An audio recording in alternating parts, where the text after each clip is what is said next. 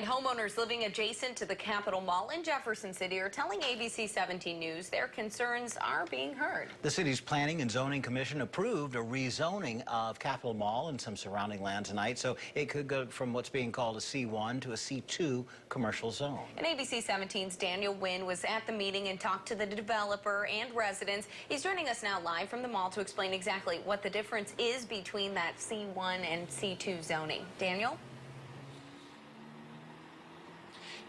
Well, Marissa, there isn't really a large difference between C1 and C2 zoning. They actually tell me they should have had this C zone or marked as a C2 zone a long time ago.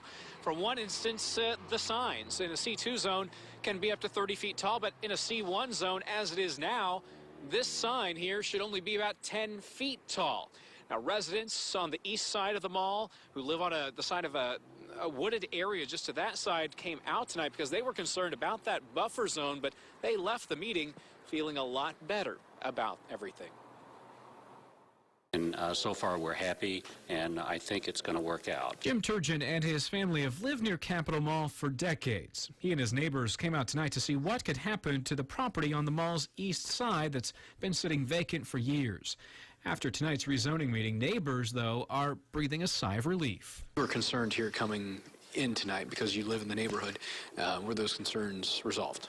I think most of them were. There's still a bit of a concern about the southeast corner of the lot and maintaining that as a C1 and kind of understanding what the developer's plans are for that corner lot.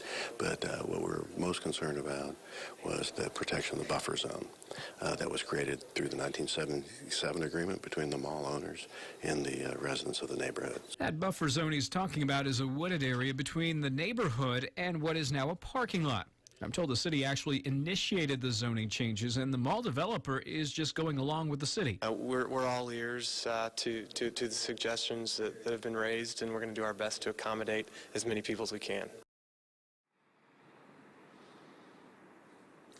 Now, Kingsbury went on to tell me over the next year, the mall is going to be going through a lot of changes. He said you might not even recognize it in the next 2 years. They're going to be doing some lighting and landscaping, and they're getting some new stores. A Ross store is going right over there next to JCPenney, where the current Wilson's Fitness is, and Wilson's is moving to the other side where the old movie theater was.